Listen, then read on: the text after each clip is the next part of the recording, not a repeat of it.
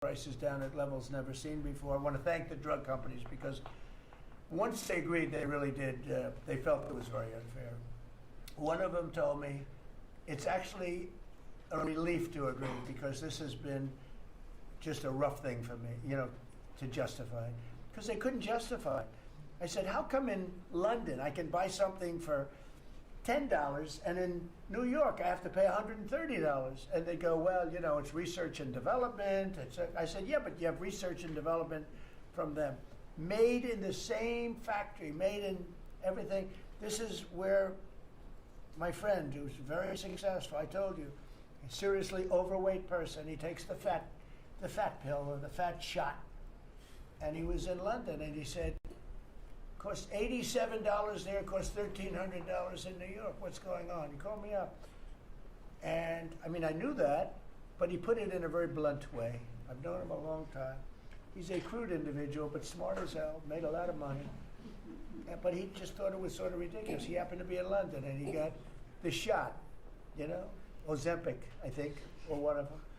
And I told him it wasn't working. It was, for him it didn't work. But he brought up a good point. It didn't work. I told him, he knows who I'm talking about. He's going crazy. He begs me not to mention. He's not talking about me, Lisa. No, it's not our great vice president. No, but he begs me not to mention his name because he's become very famous without mentioning his name. And he is actually a very well-known business person. But he did make a point.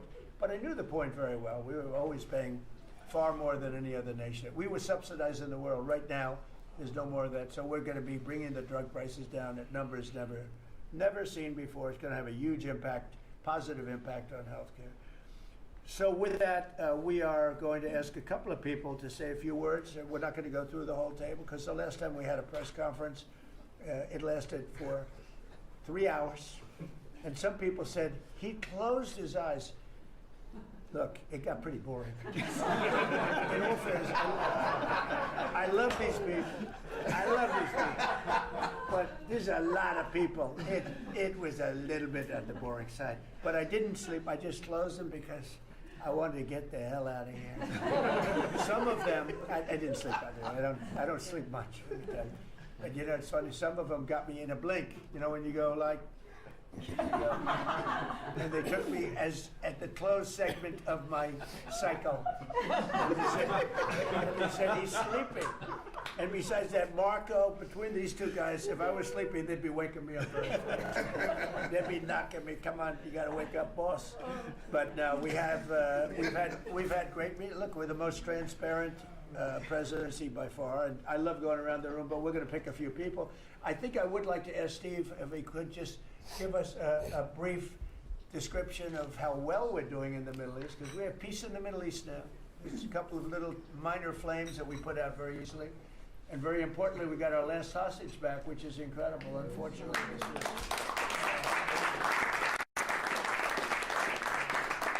It is something that nobody said could be done. And I will tell you, Hamas was a big factor in getting all of the hostages back.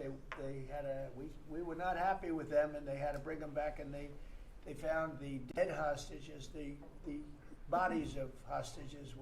And those parents wanted their sons back, I think in all cases sons. But they wanted their sons and their family. They wanted their sons back as much as the people that had living hostages that we got them back to. So we got the 20, but remember, we got hundreds back previous to that. But I always said getting those last 20 back is going to be very tough. And we got them back, and we got all of the bodies back also, which to those parents was just as important as getting back the son that was living. Steve, could you give us a little description, please? Well, your policy of peace through strength, that's what delivered that home. Without that pressure, it never happens. We are in the second phase now. We've stood up for the first time, Mr. President, on your behalf, a technocratic, all Arab government. We've got the terrorists out of there, and they're going to demilitarize. They will, because they have no choice. So we expect that. Pardon me? And now we want to get Hamas no guns, right? Right, they're going to give it up. They're going to give up the AK-47s. There's a good chance we're going to get there. A lot of people said they'll never disarm. Looks like they're going to disarm. And they did help us with those bodies, getting them back. Look, And that you know. family is so grateful to you. They called, I Yeah. spoke to them, Jared spoke to them.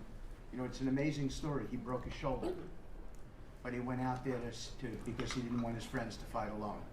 He would be alive today but for that. He had no reason to go out with a broken shoulder, and he went out and fought them courageously And died. and died. That's right. It's a great story, and the parents are great.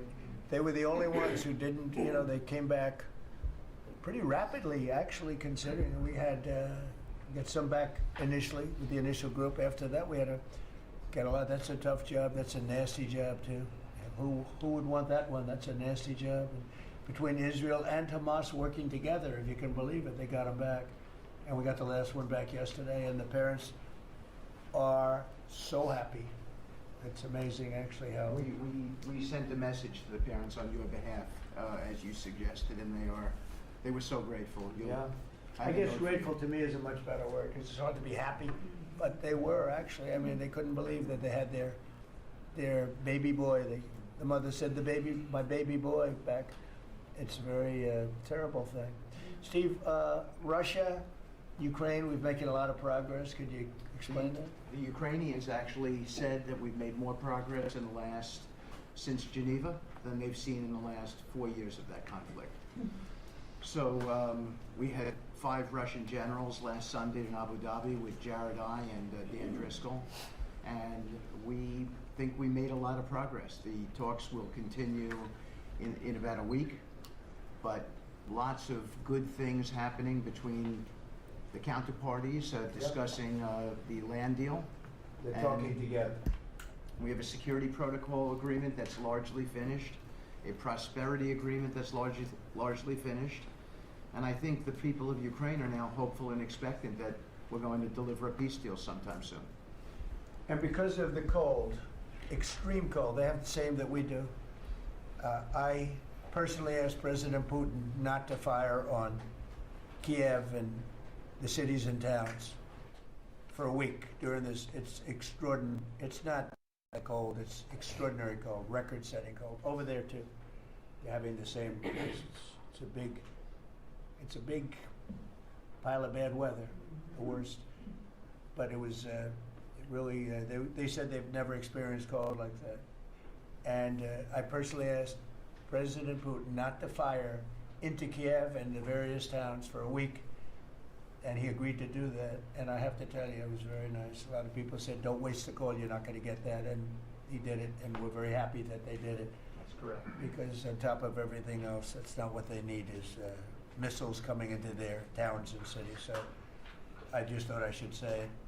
I thought it was a very, very good thing, and Ukraine was, almost they didn't believe it, but they were very happy about it, because they are struggling badly. I think it shows, Mr. President, how you provide an overarching sort of presence in these negotiations. The Ukrainians never thought it could happen. They are doing things maybe that people wouldn't give them the credit for doing, and I think it always comes down to your indomitable spirit.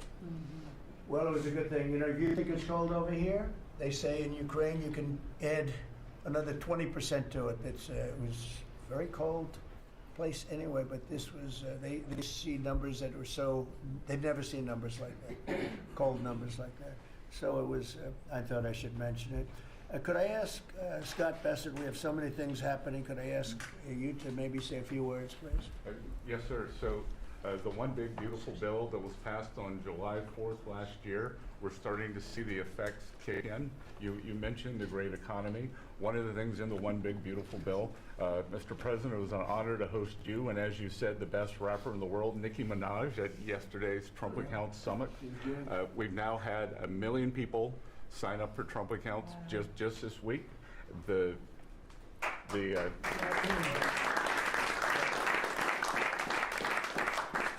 think there'll be 25 million families who are eligible. The segment that you and she did has 1 billion hits. 1 billion hits on the internet. So we're telling everyone, go fill out form 4547, trumpaccount.gov. So thanks to you, the Trump Accounts, the Next Generation's America will benefit from today's record-breaking economy, record-breaking sir, when we came in, the Biden administration had destroyed the American people with the three I's: immigration, inflation, and interest rates. Immigration, check, you close the border. The inflation, as we've heard, back down to target. Prices are coming down.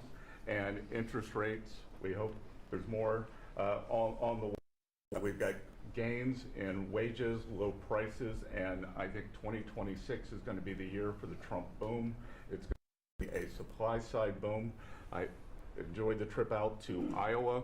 In the diner, the staff there was thanking you for the no tax on tips, and they're expecting big refunds from that. We saw the CEO of John Deere, who said, thanks to your tariffs, new plants in Indiana, Carolina coming. Two massive plants being built by John Deere. And he's the chairman and CEO, wonderful guy. And I said he was at the event we had in Iowa, which is appropriate, John Deere, Iowa.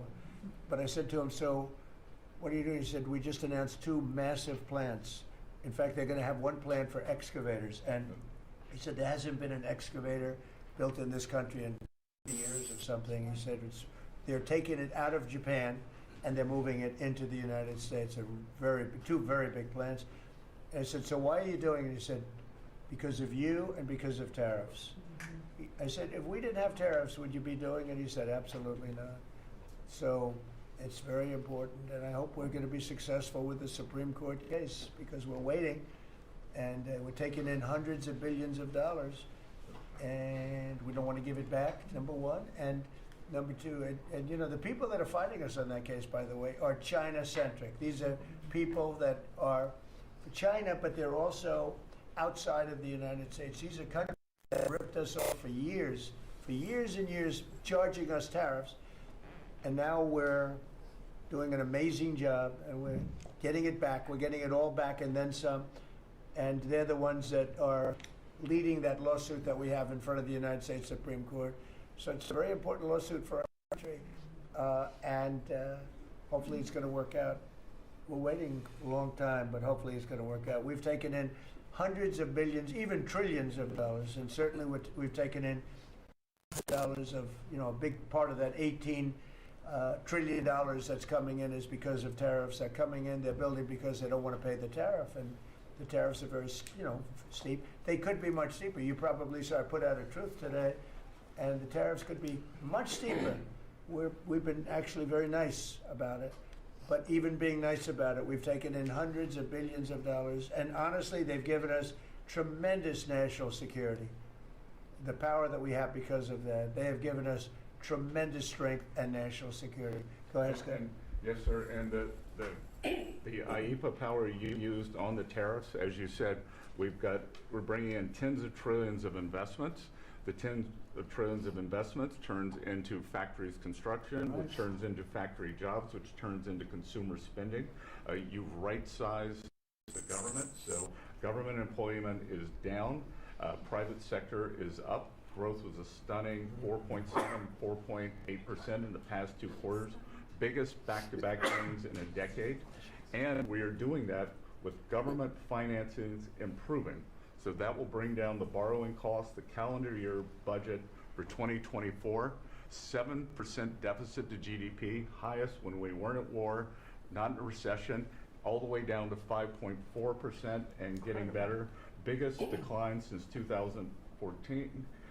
Generational gains in productivity, soaring productivity. We're going to lift workers' pay, record high prices, record high profits, and stock prices are soaring. We got a manufacturing renaissance, and all the key inflation metrics are trending lower. Over the past 3 months, the consumer price index is just 2.1, and core prices are even lower at 1.6. And I think that could trend below 1, given energy, as you talked about, the pharmaceutical discounts, and rents. So we're expecting a great year in 2026, Mr. President. And we're going to be announcing next week, I think sometime, Scott and Howard and everybody, we're going to be announcing the head of the Fed, who that will be. And it'll be a person that will, I think, do a good job. we're paying far too much interest in the Fed. The Fed rate's too high, unacceptably high.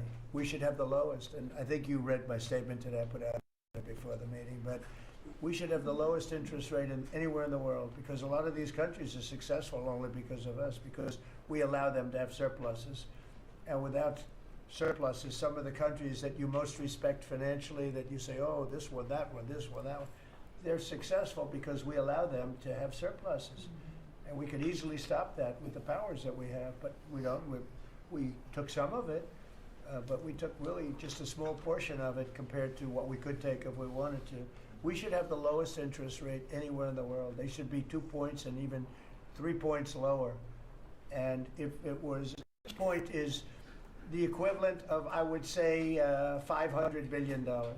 So if you got 2 points low, you have $1 trillion in saving, and it's almost, if you call it just a paper expense. You can do it with a pencil. It's not cutting. It's not saying we have to get rid of jobs, or it's just like literally so easy to do.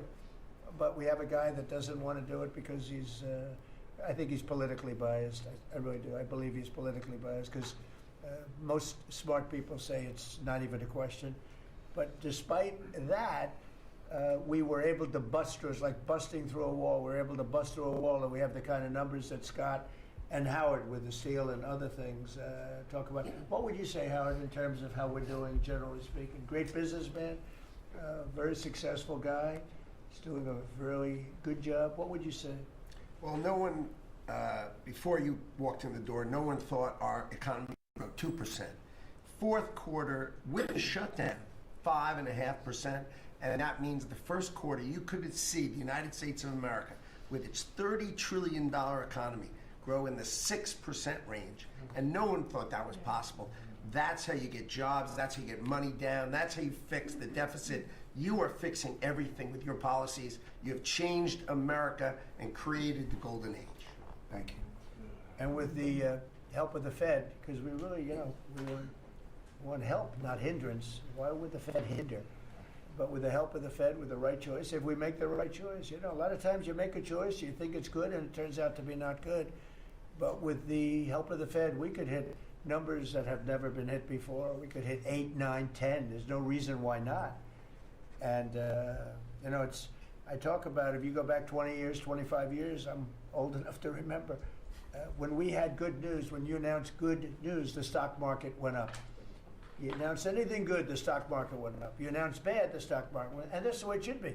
But now it's, over the last 15 or so years, if you announce good news, that means they're going to raise interest rates because they want to kill it.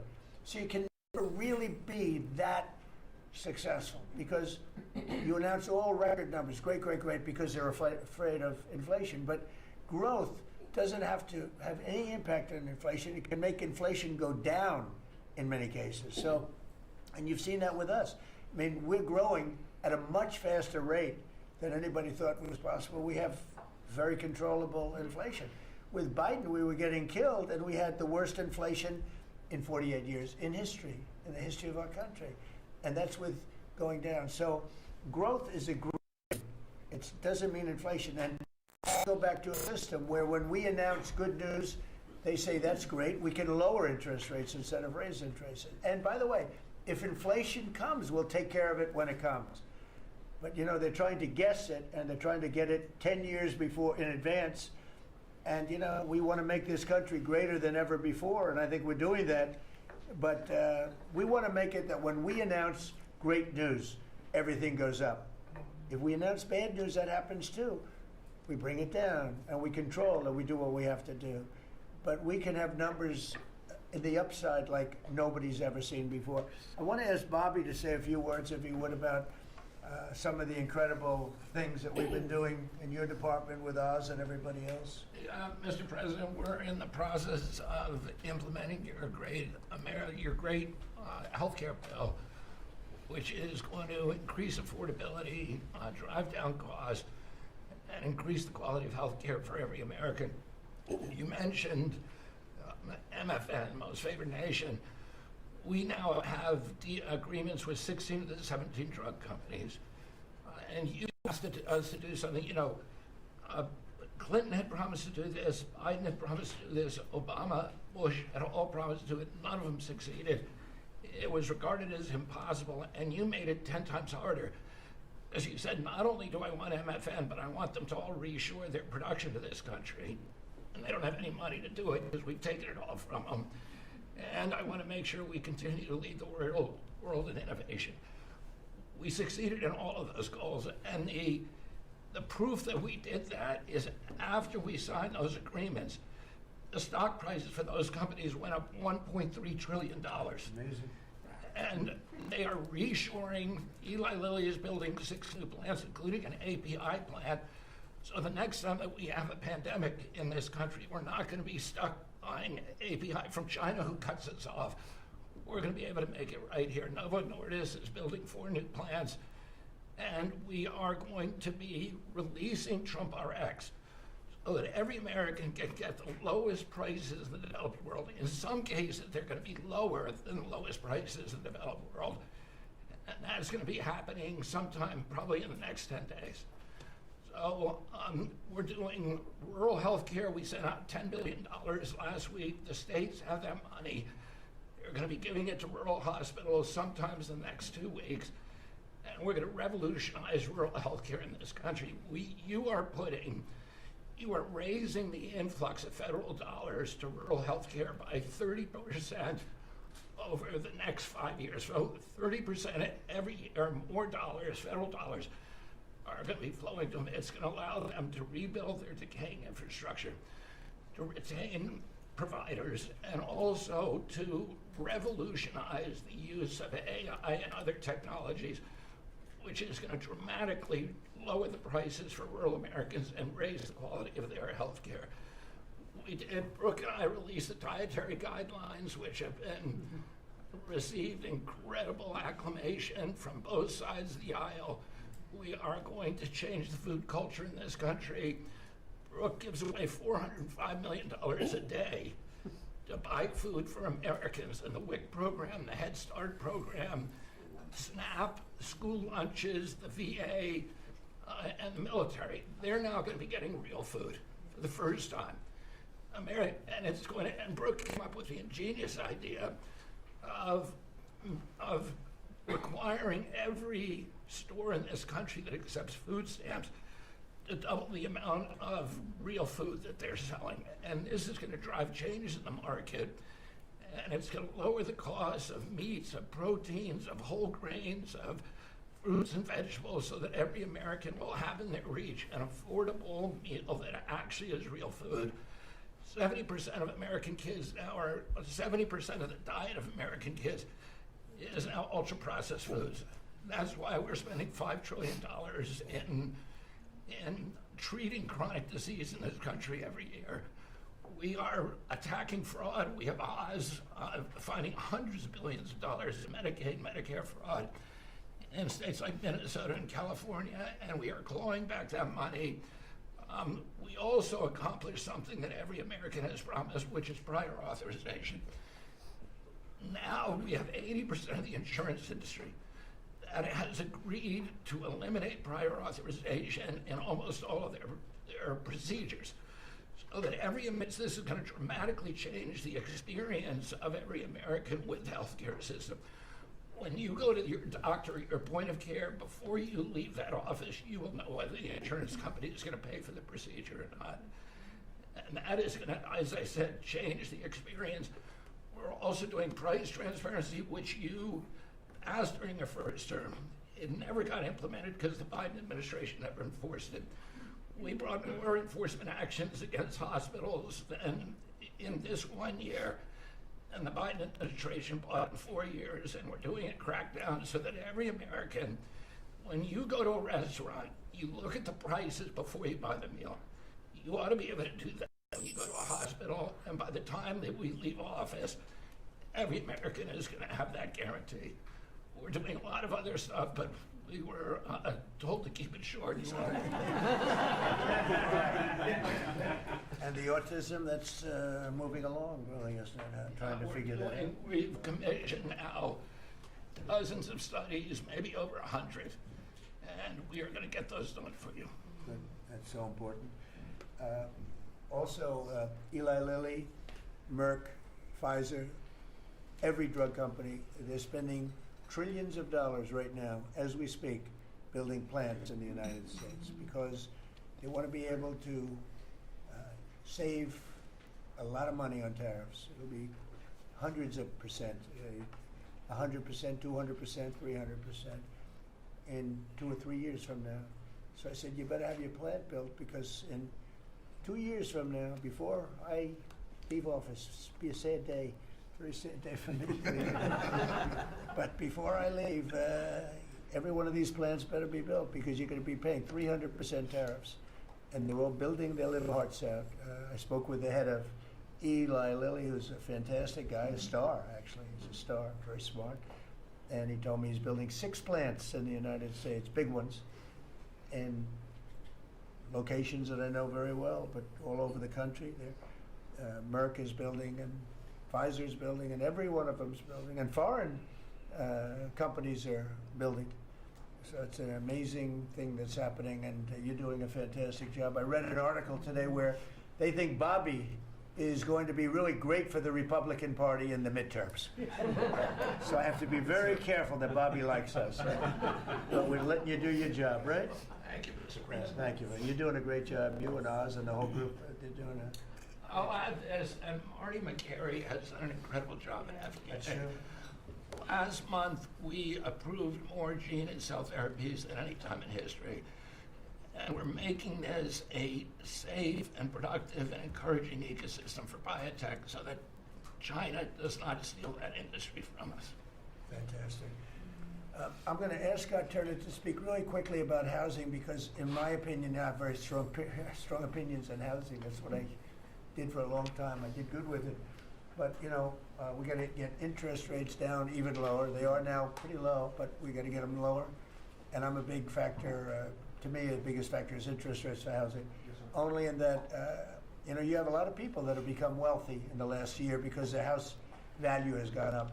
And, you know, when you get the housing, when you make it too easy and too cheap to buy houses, those values come down. I don't want those values to come down. We have millions of people that own houses, and for the first time in their life, they're wealthy because their house is worth $500,000 or $600,000 or more or less, but more money than it's ever been worth before. I don't want to do anything to knock that down, and so I want to be very careful with this. You know, you make housing, I can turn on housing immediately, but you make it too easy and you're going to knock the value down of people that own houses. I want to, for those people, those millions of people that own houses, we're going to drive those values up, but we're also going to try making it easier for people to buy. The best thing that can happen for both groups of people is lower interest rates, and those interest rates are coming down, and with a proper, intelligent person at the Fed, that person will be able to work with us to get interest rates down. That covers all of the sins. It covers everything. Lower interest rates keeps the values up for the people that have housing and lets other people buy housing. And Scott, if you could just expand quickly on that. Yes, sir. You did allude to when we first came in, sir. You know, our fiscal house in America was a mess, but because of your economic policies, the economy is thriving. And I do have some good news to share.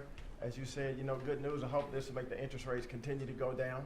But because of your policies, sir, home sales in December, they rose sharply to their strongest pace in 3 years. A lot of people, when we first came in particular young people, were concerned and asking the question whether they would ever be able to afford to buy a house in America, which is the American dream. The 30-year fixed mortgage rate dipped to a multi-year lows, driving monthly payments down for the 2 years at the lowest levels. So more people can get a mortgage now, more families can be able to afford to get a home and achieve the American dream. At HUD last year, we helped and supported over 1 million people through FHA and Ginnie Mae to be able to buy a home. 500,000 of those were first-time home buyers, and hundreds of thousands of our veterans we supported. And so that's good news that millions of people in our country are now beginning to buy homes. We also, sir, saw that you are, and we're working with you, making bold action to ban institutional investors from buying single-family homes. Those homes are for the American people. So, sir, thank you for your leadership on that. Also working with Director Pulte over at FHFA to buy $200 billion worth of mortgage-backed securities, driving down even more the cost to get a home. And so we're grateful for those actions. Also, the One Big Beautiful Bill has been tremendous, making the low-income tax credit increase, working with Secretary Besant at Treasury to produce more projects and more homes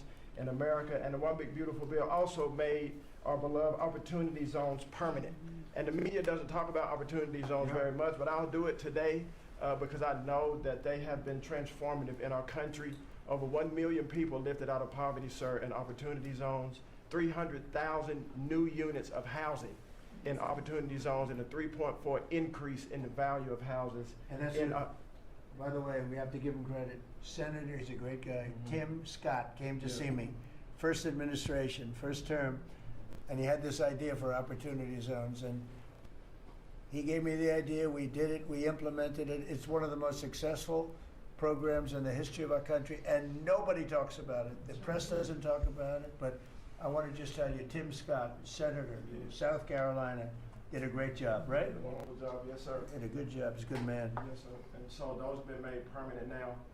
Will help millions of Americans to be able to afford to buy homes. Also, the One Big Beautiful Bill has been allowing HUD to make sure, working with the Department of Homeland Security, that every person that lives in HUD-funded housing is an American citizen. A blind eye has been turned prior to us being here to people living in HUD-funded housing, but no more. We're going to take account and transparency to make sure. And so there's a lot of crime that goes on in public housing, but we're coming after the criminals and making sure that everybody in there is an American citizen. So thank you for your support. We now have taken possession of our new building in Alexandria, and we're going to save the American taxpayers hundreds of millions of dollars. So, sir, thank you for your support and your leadership. Good job. Thank you, Scott. Great job. Appreciate it. One of the things Scott said, though, is, again, existing housing, people that own their homes, we're going to keep them wealthy. We're going to keep those prices up. We're not going to destroy the value of their homes so that somebody that didn't work very hard can buy a home. We're going to make it easier to buy. We're going to get interest rates down. But I want to protect the people that for the first time in their lives feel good about themselves. They feel like they've, that they're wealthy people. And I want them to understand it. There's so much talk about, we're going to drive housing prices down. I don't want to drive housing prices down. I want to drive housing prices up for people that own their homes. And they can be assured that's what's going to happen. Chris, could you say a few words about energy, please? You bet, Mr. President. I can say with confidence that your energy dominance agenda is firing on all cylinders. United States oil production today is greater than Saudi Arabia and Russia combined, the number 2 and number 3 producers. Our natural gas production today is greater than Russia, China, and Iran combined, the 2nd, 3rd, and 4th largest natural gas producers. Huge production in the United States. Secretary Burgum at the Interior Department has taken in more money on oil and gas lease sales in the first year of this administration than the entire 4 years of the Biden administration. And beyond oil and gas, 6 new coal leases under this first year of this administration from the Interior Department, and coal production is growing again in the United States after years of decline. And this beautiful clean coal was the MVP of the huge cold snap we're in right now. I can say with some confidence, hundreds of American lives have been saved because of leaning in and stopping the killing of coal and revitalizing coal. Coal, over the last few days, where we're at peak demand in electricity, has delivered 20 times more electricity than batteries. Think about that, 20 times more. Because coal doesn't mind very cold weather, right?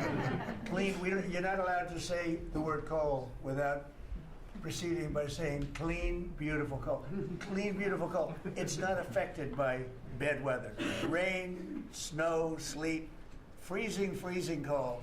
How does it react under freezing cold weather? It steps up and delivers big time. In fact, what coal did during this storm was deliver massively more electricity than it was delivering a month ago, because we needed far more electricity. who can step up. The windmills, by the way, are all frozen, you know, that they don't turn. The windmills aren't turning. The windmills that these fools paid for, the fool is this country. Because the people that have the windmills get massive subsidy and they make a fortune on windmills that don't even work and they don't produce anywhere near what they should be. And it's the worst, most expensive form of energy there is. And by the way, Europe is destroying itself with the stupid windmills they're putting all over their beautiful areas of most magnificent landscapes in the world, and they're just destroying. Europe better get smart. Between immigration and energy, they're destroying. It's not recognizable. They've got to smarten up before it's too late. Please go ahead. Yeah, in New England, with somewhat European energy policies, at peak demand time, very cold in New England, wind, solar, and batteries that you were just speaking of delivered less than 3% of the electricity needed at peak demand time, and that's when it matters. Because if electricity goes out when it's very cold, people die. Over 200 people died in a smaller cold snap during the Biden administration. This was massively larger geographically. We've had no failure of the electricity grid, no failure of long distance transmission lines. Local distribution lines have iced up and come down, and we have people from all over the country working to get those back up because people need their lights back on. But your energy policies delivered just a dramatically different outcome for the American people. We continued the Biden-era policies for one more year, continued to shut down coal plants, continued these crazy climate restrictions that wouldn't even let power plants run at maximum demand time. We hadn't liberated all the backup generators that are sitting there. We gave up an emergency approval. So a lot of those plants that were going to close, coal plants that were modern and good and threw up very little problem, and that were really powerful. You know, by the way, China does most of everything they're doing with coal. Not that we want to copy anybody, but you know, they make the windmills, but they don't have a lot of wind farms. Somebody ought to look at that. How many wind farms do they have? Very, very few. They make them, they sell them, they make a fortune, but they don't use them. So the coal, I mean, I understand they're using it also as a great backup. So you build a plant, but they have it as a backup in case of tragedy, in case of really bad weather, et cetera, et cetera. They actually store coal on the site of other plants so that if they need emergency energy, the coal is always going to be there, whereas other things aren't. Is that correct? I mean, exactly. Coal just good. stepped up here to 25% of our electricity during this high demand time. Natural gas, coal, and nuclear. They would what run the American electricity grid. The others are ornaments and often expensive And you ornaments. stopped plants that drive from up being prices. demolished, right? 17 gigawatts of coal generation plants were slated to close last year that were stopped from being closure by this And if administration. they were closed, we would be really tight on energy. We would have had significant blackouts at these peak cold times, and extrapolating from the last storm during the Biden administration, I think at least hundreds of deaths. Because in the South, a lot of heating is done with electricity generation. If those grids go down, people die. So these, and when going back to the Working Families Tax Cut Act, the one big beautiful bill, that got rid of $500 billion of subsidies, energy subsidies, that do nothing but make energy more expensive and less reliable. And under this administration, we've spent massively less on energy, and we've delivered massively more on energy. And when you have more energy of lower prices. It's a fantastic job. You and Doug. Doug said, you got to get this guy Doug. You got to get this guy Chris Wright and get him as soon as you can. I said, but I want you to run energy. He said, well, I'm good at it, but he's better, right? Didn't you tell me that? So I gave him the land, I gave you the energy, right? And it's the great combination. I mean, they literally have, I said, maybe we'll merge it in some way. They said, we don't have to. We get along. They work together, right, with the land. He's got the land and the energy. He's got the knowledge to take it out. It's been a good combination. This administration, the whole administration, and your leadership has been very focused on energy, because we can push down energy prices, we can lower costs on Americans, and we can raise wages by bringing jobs and opportunities here. It is a transformation of American energy. Thanks for your leadership. He's one of the most respected people in the energy world. And Doug told me about Chris Wright. They said, if you could get him, what he gave up to do this job, You're making a little less money, but that's all right. You don't care. What you're doing is fantastic. But he said he's the best in the world. Other people have told me that. The heads of the biggest companies have told me that. And it's really panning out to be so. We appreciate it very much. It's great. One of the things we're doing with energy, I think that's so important. We have an old grid, been around a long time, and not really, can't be much expanded. It can be fixed up a little bit, but can't be much expanded. And we have some plants that are so big that the grid would never be able to hold it. We're allowing them to build a electric producing plant, mostly electric, but electric, they can use nuclear to do it, they can use oil, they can use coal, they can use whatever they want. I think many are choosing oil and gas because it's there, it's tried, it's true, it's plentiful, it's inexpensive. Some are going nuclear, some are going both. Many are going all three. But the plants, you read, well, how do we ever fire those plants? Because to do this, we need 2 times the electricity we produce in 1 year for the entire country, which is almost hard to believe. These buildings are so big. They're going up now. So I did something that nobody thought was possible also. When they build their building, they build their own electric generating plants. And we are seeing some of the most incredible designs you've ever seen. So we don't need the grid. I read an article in the Wall Street Journal saying, oh, we're falling behind China. We're not actually. We're leading everybody because I'm letting them build. The government would never be able to do that. Now, China's a different kind. They build, they do things that you got to hand it to them. President Xi, they build vast amounts of energy. They don't have certain constraints that we have in this country, but we're more than topping them. We're leading China by a lot on AI, and it's primarily because I'm allowing them to build with their plant their own electricity. If they had to rely on the grid, they wouldn't have any power. You wouldn't have any power for anything. And they're building the electricity. And one of the reasons I'm able to do that is we have a very capable man in the room named Lee Zeldin. He may be in the room someplace. He's at his normal place. He's there. He's always there. Most reliable, solid guy. He's done an amazing job. Could you just explain that? And also, because of the fact he's so good, California has a problem. The hardest permit to get when they lost 25,000 or so houses, which shouldn't have been lost, they should have allowed the water to come down from the Pacific Northwest, which was very plentiful. But they didn't do that. They lost 25,000 houses. Lee and his team gave them the most complicated permit within 20 days. Everybody, every single house that burned down got the federal approval. Unfortunately, it's well over a year. And the state and the city, that's Gavin Newsom, and the city, the mayor who's grossly incompetent, by the way, they have been unable to give permits. There are like 3 houses being built. Out of thousands and thousands, they have no permits. So I read about a week ago that it's possible because of what's happened, whether you declare national emergency or something, these people are they're dying to build their house, they want to do something, that I could put somebody in charge from the federal government. Congratulations, Lee. And I'm putting Lee Zeldin in charge of getting them their permits, city, federal. You have the federal, you need the city and state, and I hear you have great powers over them if we want, and we're going to give you that power. We've already given you that power.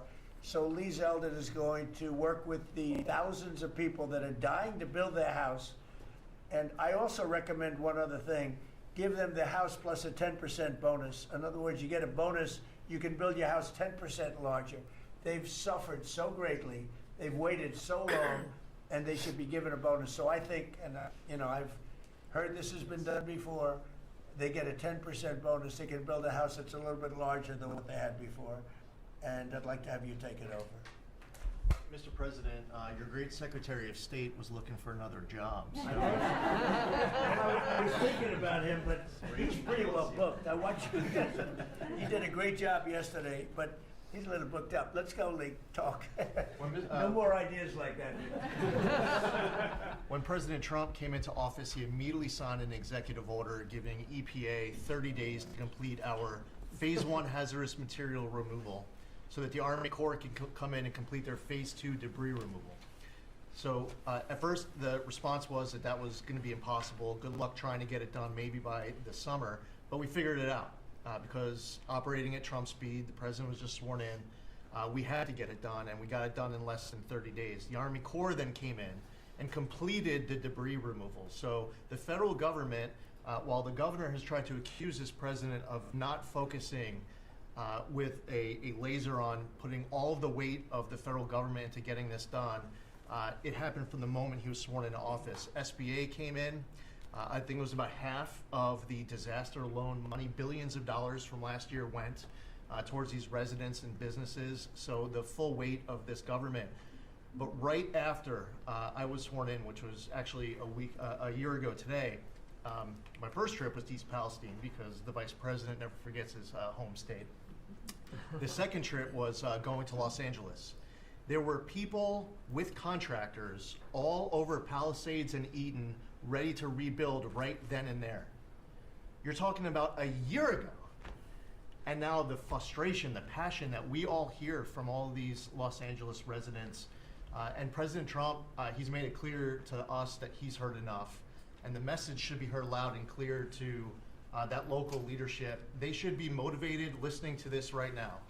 And when this cabinet meeting is over, if it hasn't been done already, is that they need to go into the office where these permits are just laying around, flip over tables if you have to, fire people if you have to, and get all of these approvals done so that people can rebuild their lives. It's been a year, and this president has had enough. So whatever you can do, that's going to be very important. And it's so sad. Those people, we were there a few days after the fire. You were there with them. We were walking down the streets. The people are devastated. The love that they had for that property was everybody was going to rebuild, and they thought they could do it immediately. They should have. We gave it to them so quickly, but they can't get their permits. They still can't build, and they're losing spirit too. I mean, a lot of people are losing spirit. And the other thing I'd like to talk to you about and other people about that happen to be sitting around the table.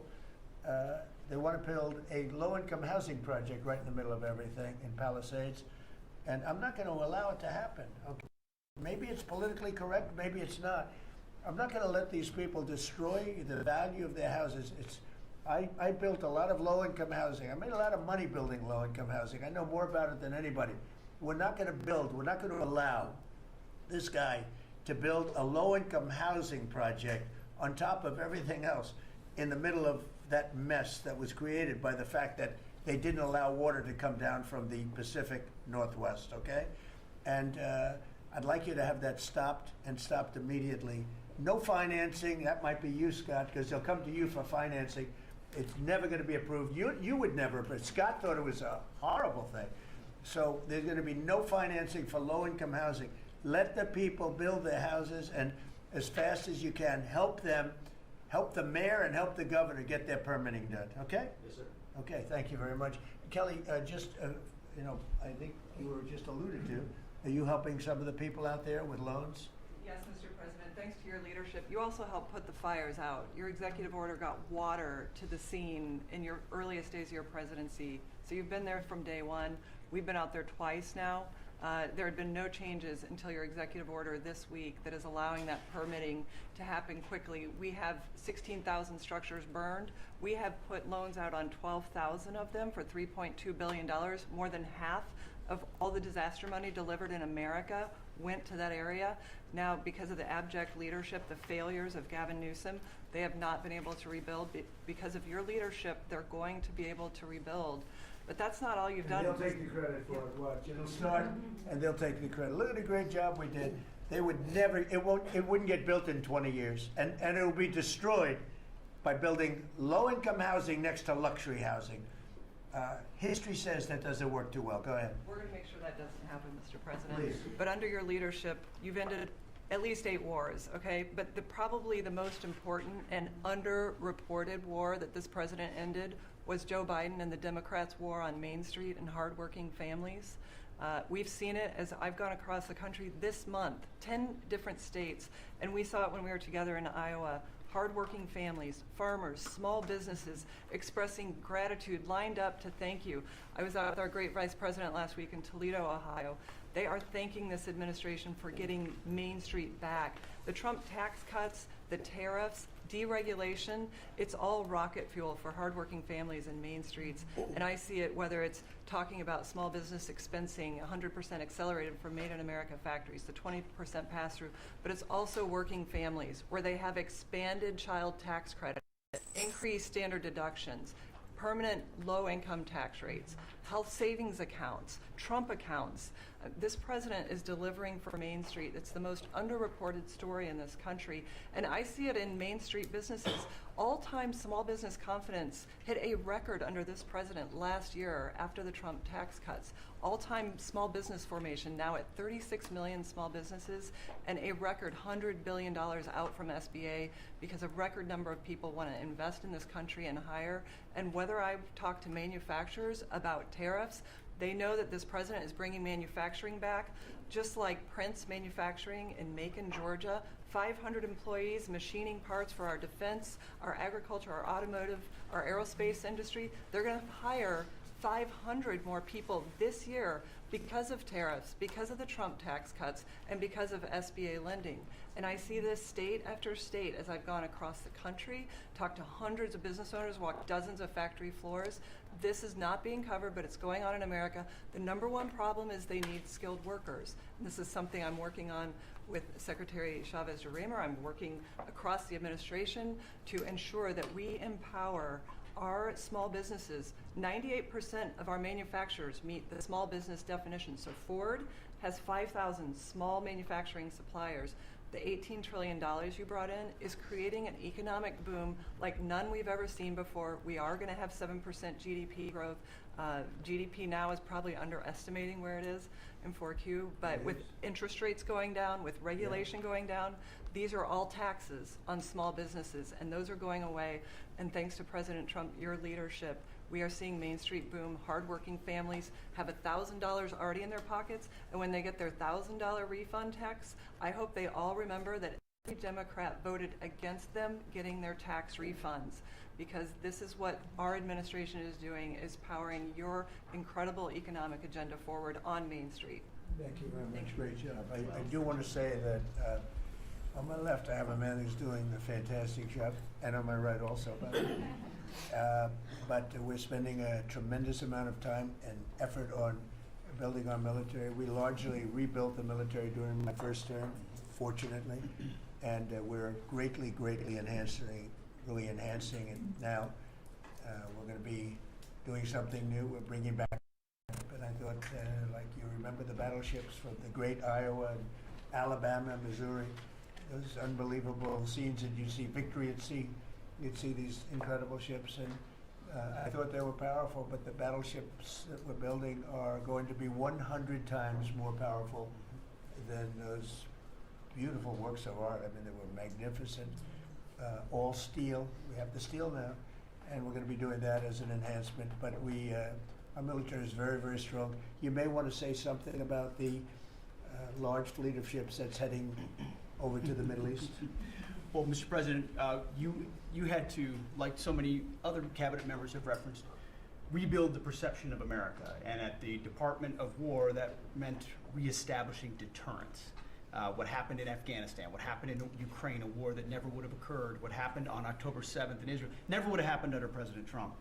So as a result, we're having to rebuild how our enemies perceive us. And when President Trump said, we're not getting a nuclear, Iran, you won't have a nuclear bomb, he meant it. And we sent those B-2s halfway around the world, and they never noticed. When he said, we're not going to tolerate trafficking drugs anymore in our hemisphere, we treat them like the Al-Qaeda of the Western Hemisphere, he meant it, and we're executing that. When you said, Mr. President, we're securing the border, the military was proud to do their part alongside Homeland Security to do that. Same thing with Iran right now, ensuring that they have all the options to make a deal. They should not pursue nuclear capabilities, and we will be prepared to deliver whatever this president expects of the War Department. Just like we did this month, no other military in the world could have executed the most sophisticated, powerful raid, not just in American history, I would say in world history. What those men did going downtown, another country, the most secure place in the most secure base in the middle of the night, without anybody knowing until those simultaneous bombs dropped 3 minutes before the helicopters dropped. No other country could coordinate that. No other president would have been willing to empower those warriors that way to be that effective. And that sends a message to every capital around the world that when President Trump speaks, he means business, and we are reestablishing deterrence at the War Department, Mr. President. Thank you. Great job you're doing. Just to finish up on that, the Somalian pirates over the years have pirated, stolen many ships. They would get large amounts of money for the ship. You know, you have $1 billion ship, and the insurance companies didn't want to fight because, you know, some of those ships are very flammable. They're carrying millions of barrels of oil. Very flammable, very dangerous situation if they're shot at. So they wouldn't fight. We notified them a number of months ago. Anybody that does that gets the same treatment as a drug dealer sending their drugs in from Venezuela or anybody else. As you know, it's 97% down by water. So the drugs coming in by sea or by water is down 97%. Now we're also starting, that was the more difficult route. Now we're starting to do that by land also. It will be, you'll see that happen as they come in and kill our people with drugs. I think the real number is 300,000 people a year, not 100, but whatever it is, it's a lot of people, hundreds of thousands of people. They're going to get hit. But also we added to the list the Somalian pirates that go out on a boat, similar type boat, actually not quite as fast, not quite as nice as you can imagine, but they get the same missile that we give to the people that are bringing drugs. And so far, we haven't seen anybody going out. So the traffic is not being interfered with by people pirating our ships. Not our ships, ships all over the world. I said, make it for any country. We're doing the rest of the world a favor.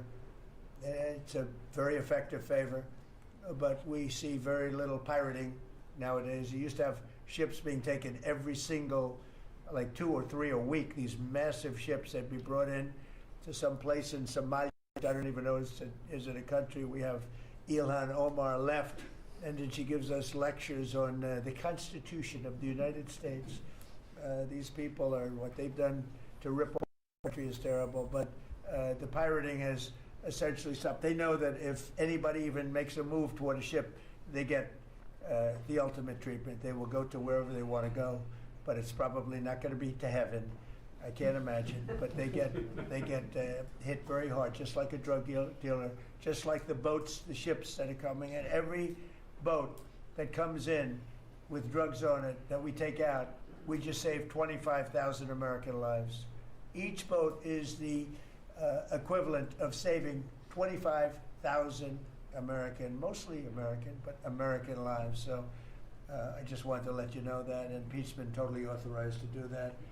And they know it's going to happen, and it seems that all of that brisk business that they had has been stopped in its right in its foot.